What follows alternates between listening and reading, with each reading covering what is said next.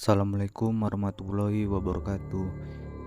Saya akan membawakan kisah mistis dari Bang Jovan. Oke, simak langsung ya kisahnya. Bang Jovan memang kerap dapat shift malam.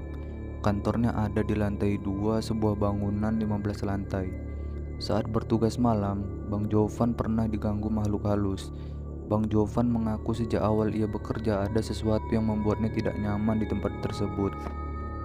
Apalagi jika masuk shift malam, ia selalu merasa ada orang yang memerhatikannya saat bekerja. Kebetulan tempat kerja Bang Jovan berada di sudut ruangan yang gelap dekat dengan lorong. Pengalaman pertama ia rasakan ketika bekerja sekitar jam 2 malam sampai jam 3 malam. Saat itu ia melihat ada bayangan hitam seperti orang memutarinya 2-3 kali. Bayangan hitam tersebut terlihat dengan jelas seperti bayangan matahari, cuman bentuknya lebih padat. Tak hanya itu, pengalaman melihat sosok bayangan, ada peristiwa janggal pula yang dirasakan Jovan kala bertugas. Suatu hari, listrik di kantor Bang Jovan bekerja mendadak padam. Alhasil, seluruh bangunan kantor gelap, termasuk lantai 2 yang hanya ada Bang Jovan seorang diri. Di depan mata kepalanya sendiri, ia melihat printer menyala secara tiba-tiba. Tak hanya menyala, printer tersebut seperti ada yang mengoperasikannya hingga mengeluarkan kertas sebanyak 2 dan 3 lembar. Fenomena mistis lainnya yang dialami Bang Jovan adalah suara kaca yang diketuk-ketuk. Padahal ia hanya seorang diri kalau bertugas dan tak ada orang lain di dekatnya.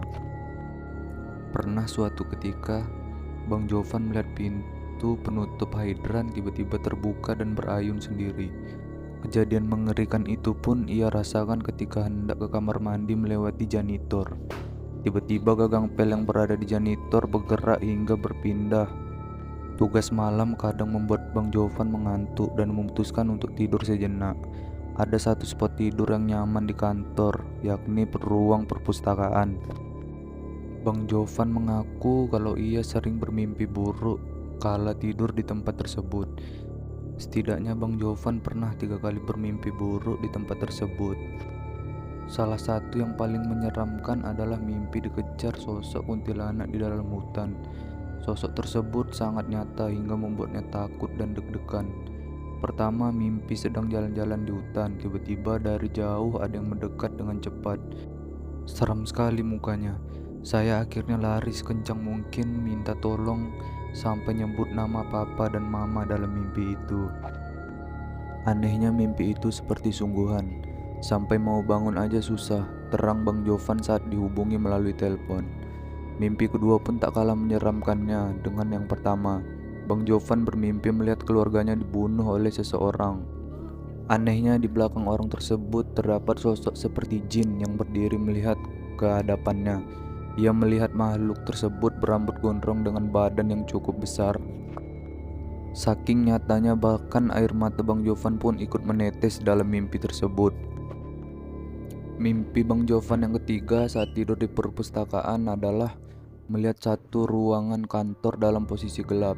Tapi ia melihat ada seorang wanita yang berdiri menunggunya. Tapi sayang, ketika ia mau mendatanginya, hampir kakinya seakan tertahan dan membuatnya tidak dapat bergerak. Sampai akhirnya ia terbangun akibat mimpi tersebut. Usut punya usut, Bang Jovan pun bercerita kepada temannya. Kebetulan temannya tersebut memiliki seorang nenek yang bisa melihat makhluk halus. Bang Jovan pun akhirnya disuruh mengabadikan berbagai spot yang disinyalir menjadi lokasi para makhluk halus. Benar saja, ketika diperlihatkan kepada sang nenek, secara gamblang ia menjelaskan mengenai sosok-sosok yang ada di tempat tersebut. Sosok bayangan hitam yang kerap dilihat Bang Jovan pun bukanlah isapan jempol semata. Kabarnya salah seorang security yang bertugas di tempat tersebut berhasil melihat sosok bayangan hitam yang tengah berjalan melewati lorong dekat meja kerja Bang Jovan melalui kamera CCTV.